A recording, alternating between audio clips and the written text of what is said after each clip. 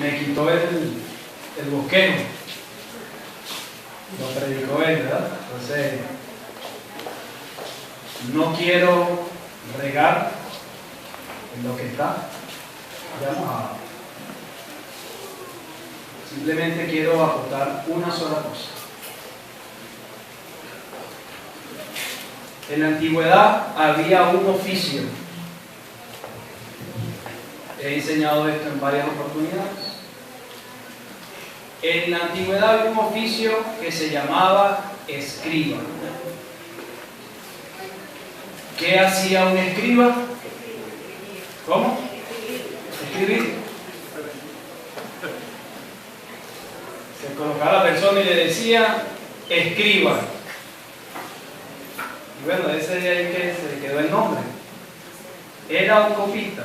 Era una persona que simplemente tenía la responsabilidad de copiar cualquier documento. En este caso, eso se da desde que están en Egipto, los copistas, la lengua, los escritores. Moisés escribía acerca de la ley de Dios, pero enseñó a la gente a escribir. Él fue educado en la mejor escuela. De ahí todos los acontecimientos importantes, todas las cosas que sucedían, la gente lo escribía y lo pasaba de generación en generación, sea en piedra, sea en pergamino, sea en papiro, sea en el material que fuera, en el barro, plata, oro, la gente escribía. Pero en una oportunidad, un hombre de ser un escritor nada más, pasó a ser una eminencia. Cambió totalmente el papel y el oficio del escriba. Y ese fue Esdras. Bájale un poquito. Esdras. Esdras es un libro de la Biblia que tiene el nombre de un escriba. Esdras. Escribía y estaba cumpliendo con su rol. Sin embargo, este hombre no se conformó con escribir las escrituras, sino que también dice el mismo rey Artajerjes que ese hombre inquiría en la ley, leía, estudiaba, cumplía y practicaba. Y después de eso enseñaba a las demás personas la ley de Dios. No solamente copiaba, la estudiaba, la practicaba y la enseñaba. Diga conmigo, estudiar, practicar y enseñar. No al revés. Hay gente que enseña, pero no practica. Y quiere enseñar de algo que no ha practicado. Este hombre estudiaba, ¿qué más hacía? Practicaba y luego, después de este hombre, todo el mundo quería ser un escriba. Fue como el vicepresidente de una nación. Los levitas y los sacerdotes y los ancianos eran los encargados de dar una instrucción al pueblo de Israel. Eran los que abrían la Biblia, los documentos, el Pentateuco, la Torá, la abrían y enseñaban al pueblo. Pero este hombre rompió eso y ahora le enseñaba. Él se levantaba y él abría las escrituras y las enseñaba. No eran los levitas. En una fiesta solemne no fueron ellos, no eran los ancianos, era este escriba. Se crearon hasta escuelas de eso, porque la gente dice, yo quiero ser así. Y empezaron a estudiar la palabra, empezaron a aprenderla, a cómo debían hacer. Y eso se traslada hasta los tiempos de Cristo. Y usted nota que está Cristo y estaban, ¿quiénes estaban ahí con los fariseos? Los escribas. Los que sabían de la palabra de Dios. Los que habían conocido por años la palabra de Dios. Pero tenían al autor de la palabra frente a ellos y no lo reconocían. Tenían al mismo Cristo de que hablaba las Escrituras y que ellos enseñaban, pero ellos no podían reconocerlo. Enseñanza tras enseñanza, pero sin ningún tipo de transformación en su vida. ¿Por qué les hablo de esto? Porque la semana pasada hablaron de la reforma. ¿Y usted cree que el Papa no tenía Biblia? ¿Usted cree que el clero, la gente, los sacerdotes, los obispos no tenían Biblia? Ellos eran los que la tenían, pero no pasaba nada. Estaban cerrados a pesar de que la leían, la tenían, no sucedía nada en ellos. Hasta que un hombre que se llamó Lutero la leyó de la misma manera que la leían los demás, pero con otro tipo de espíritu, con otro tipo de corazón, y este hombre fueron alumbrados sus ojos y dijo: no podemos seguir siendo igual. Se levantó e hizo una reforma. Volvió a la forma original. Usted sabe que, hermano, yo le he predicado a personas en estado de indigencia, y le comentaba a los muchachos de eso esta mañana. Y uno le dice: Ramón, algunas personas, no todas, algunas personas. Una de las cosas que yo siempre le digo es: Dios no quiere que estés en esa condición. Ni es el deseo de Dios que estés en esa condición. ¿Sabías eso? La que me responde: sí, lo sé. Pero claro, ya se le cambia a uno ¿entiendes? El parlamento, porque uno dice: bueno, me va a decir que no y ya le voy a decir otra cosa. Me dice: sí, lo sé. ¿Ok? Y lo sabes y no lo buscas. Sabes que Él te oye. Así es, Dios no desprecia un corazón contrito y humillado. Y Él quiere que Él cambie. ¿Tú crees que Él quiere que cambie? Sí. Es más, Él está con nosotros aquí. ¿Y por qué sigues así? Porque quiere. ¿Está bien? Algún día voy a cambiar. ¿Está bien? Cuando yo quiera. Todavía no. ¿Saben? No se han conseguido evangelistas en estado de indigencia, pastores en estado de indigencia, que te pueden predicar a ti más bien cuando tú vas a venir, que darle un plato de comida y tratar de ayudarlos y tratar de orar por ellos, y ellos se saben la Biblia más de lo que usted y yo no podemos saber. Pero el saber la Biblia o conocer unos versículos no hace una diferencia en mí, sino que yo pueda tener un corazón dispuesto a estudiarla, practicarla y enseñarla. Puedo tenerla, los papas la tienen, la Iglesia Católica la tiene, los testigos de Jehová, estoy seguro que saben más Biblia que usted, muchos de ellos saben más Biblia que usted y que yo. Pero no pasa nada. Los escribas tenían a Cristo y no pasaba nada. Entonces Cristo buscó a gente iletrada, analfabetas bíblicos. Él buscó un pescador. ¿Ven? Cuando lo vio Pedro, se que rasgó su vestido y se arrodilló y adoró a Dios. En otra oportunidad decía: es que tú eres el Cristo, el Hijo de Dios. Tú eres. Y él decía: esto no te lo reveló mi carne ni sangre, esto no te lo enseñaron en la escuela, esto no te lo enseñan en la iglesia, esto no. Esto es algo que viene directamente de Dios a tu corazón para transformar tu vida y hacerte entender delante de quién estás. Pedro lo entendió, abrió su corazón a la palabra de Dios, y la palabra de Dios reformó su vida, la transformó.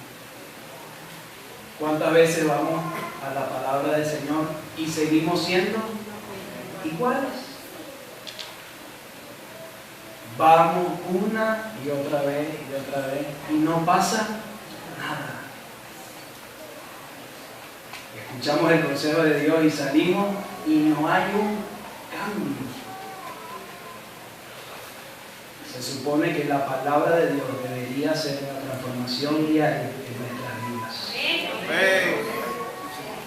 Debería ser. Si usted tiene un corazón sensible y enseñable a lo que Dios quiere hacer. No hace falta, la palabra de Dios no le hace falta luces, no le hace falta nada, hermano, no le hace falta aplausos, bonitas palabras. La palabra de Dios es viva y eficaz tal como ella es. Y es suficiente para transformar la vida de las personas. Cuando hablamos de la palabra de Dios, cuando estudiamos la palabra con un corazón enseñante, su vida y mi vida pueden cambiar. Y debe verse el cambio. Debe haber el cambio. Si usted nació de nuevo, no puede seguir diciendo las mismas palabras, María, ¿verdad? Porque tú naciste de nuevo. No puedes tener los mismos pensamientos, Bracamonte, ¿verdad? Porque tú naciste de nuevo. No puedes vestirte igual. No puedes caminar igual. No puedes pensar igual. Porque has nacido de nuevo. Entonces debe haber un cambio, una reforma. Y yo sé que a muchos necesitamos una reforma en nuestras vidas. Y el detonante de la reforma fue que un hombre se enamoró de la palabra de Dios. Quiero ser digno, decía Lutero, de tener esa palabra todos los días con mi vida, estudiar y poderla practicar. Y así vieron hombres que fueron a muchos sitios. La semana pasada lo dije, muchos hombres que fueron para poder enseñar la palabra de Dios. Las escrituras son necesarias. Esas escrituras nos llenan, nos transforman y hace que nos impulse a hablarle a los demás del cambio que puede suceder en las personas si uno sigue la palabra. Es algo que usted, aunque lo quiere evitar, va a salir de usted. Cuando hay una exposición de su vida a la palabra de Dios, siempre el Espíritu Santo, siempre la palabra lo va a impulsar. Así como lo convierte, lo va a impulsar. Estos estaban, cuando se reformaron, estuvieron llenos de problemas, hermano. Entonces usted sabe, sale un pensamiento, necesitamos cambiar, vamos a cambiar. Entonces sale el pastor y dice, hay que cambiar nuestra forma de hablar. Jonathan dice, hay que cambiar, no pastor, eso no importa, hay que cambiar nuestra liturgia de los cultos. Otro dice, no, lo que hay que cambiar es la vestimenta. Y entonces empezaron a dividirse en luteranos, en bautistas, en puritanos, en metodistas. Ustedes ven la gente, calvinistas por aquí. Y el calvinista tratando de convencer al luterano, el luterano a los anglicanos a los puritanos. Todos los tanos estaban ahí y esto no era a ver, y estaban todos con ese rollo, cambiándose los unos a los otros. Entonces Dios volvió a aplicar la misma de Hechos. Los persiguieron, los dividieron y entonces cada uno disperso empezó a evangelizar. Empezaron a evangelizar. Vinieron guerras, vinieron persecuciones y fueron hasta América. Y empezaron a evangelizar. La palabra de Dios, las escrituras, te llevan a evangelizar, a hablarle a otros, a no quedarte con eso, no quedarte conforme, sino tratar de ver un cambio en las demás personas. Y usted ve la gente, cómo fue a América, llegaron los reformadores a cambiar y a reformar todo un continente. Y América se convirtió en la cuna de las misiones y del evangelismo. Escritura, evangelización, pero el pastor lo dijo temprano, por eso digo que leí el bosquejo, porque decía que pasaron años y la gente se le olvidó leer tal vez el libro de Hechos, leía una carta, leía algo por acá, seguían las escrituras, seguían predicando, pero dejaron a un lado el Espíritu Santo. Y es necesario todo para que la iglesia vuelva a ser lo que Dios quiere que sea. Escrituras, evangelización, Espíritu Santo. Diga conmigo, escritura, evangelización, Espíritu Santo. Cuando llegó el Espíritu Santo a la calle Azusa, ahí estuvieron, ¿ustedes saben quién? Los bautistas, llegaron Julio, llegaron los puritanos, llegaron los luteranos, llegaron los metodistas, llegaron, todo el mundo llegó, quería ver qué estaba pasando. Y todo el mundo fue lleno del mismo Espíritu. No hubo denominación, no hubo división, no hubo pensamientos particulares. Simplemente hubo una iglesia que se levantó creyendo en un mismo Espíritu, en un mismo Dios, en una misma fe, como lo dice el libro de Efesios. Uno en Cristo Jesús. Eso es lo que provoca el Espíritu Santo. Cuando hay división en una congregación, en concilio, en un país, ¿falta qué? El Espíritu Santo. Cuando hay oscuridad, falta las Escrituras. Cuando no hay crecimiento, falta evangelizar. Eso es lo que Dios o Jesucristo le mostró a Pedro y a sus discípulos de una manera sencilla: ir por todo el mundo y predicar el Evangelio. Y enséñele todas estas cosas. Escritura, predica, pero no van a estar solos. Yo estaré con vosotros todos los días, porque el Espíritu Santo estará con ustedes todos los días hasta el fin del mundo. No es tan difícil el Evangelio, pero de nada sirve que lo conozcamos si no lo practicamos. Hay que practicarlo. Salmo 119, 18 dice: abre mis ojos para poder ver las maravillas de tu ley. Abre mis ojos. No voy a leer. No es que lea la Biblia. No es que hoy llegue y, hermano, qué bendición, me leí 6 libros de la Biblia. Está bien. ¿Qué estás practicando de esos 6 libros? ¿Qué te aprendiste de los 6 libros? Hemos estudiado 4 semanas de historia y usted se ha calado 4 semanas de historia, hermano. Usted debe hacer un aplauso porque eso no es fácil.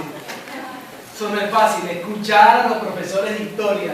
El profesor de historia de la semana pasada era como mi profesora, yo recuerdo que le dije, como mi profesora de historia, Concha Toro. Eso era historia parejo. Y usted, como debe ser, lo escuchó. Pero no sirve escucharlo nada más.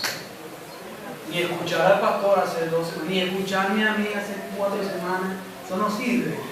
Si usted no trae ni siquiera un papel para anotar, y usted no lo aprende, y usted no lo practica, y después no lo enseña, no sirve.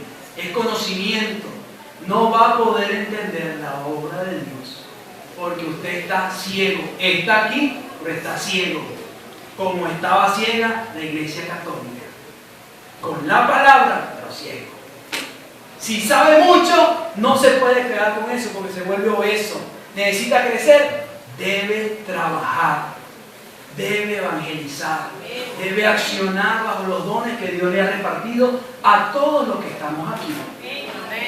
Le falta algo, es que no pasa nada. Claro, le falta el Espíritu Santo, que es el que convence. No lo vas a convencer tú. Necesitas el Espíritu Santo para que pueda transformar la vida de las personas y haya una nueva forma. Nuestro trabajo, el trabajo del liderazgo, ¿cuál es? El de Pablo, que escribió en Gálatas capítulo 4, versículo 19, que decía: hijitos míos, por los cuales vuelvo a sufrir dolores de parto hasta que Cristo sea formado en ustedes. Debe ser nuestro objetivo. No que usted venga y que usted se aprenda una canción o que se aprenda un versículo. Es que usted tenga la forma de Cristo. Usted y yo podamos caminar y podamos ser como Cristo. Así que pídale al Señor, Señor, abre mis ojos para poder ver las maravillas de tu ley. Señor, refórmame, transfórmame, renuévame. No quiero ser igual. No pase los años, hermanos, y siga con el mismo vocabulario, con las mismas actitudes, con la misma forma de ser, con la misma mentira, con el mismo desánimo, la misma apatía, la misma envidia, la misma problemática, los mismos chismes, la misma murmuración, porque usted es un escriba más. Que Dios nos ayude. Amén. Y que su Espíritu Santo nos mueva y nos dirija a cumplir su propósito en este país. Que Dios le bendiga y te bendiga.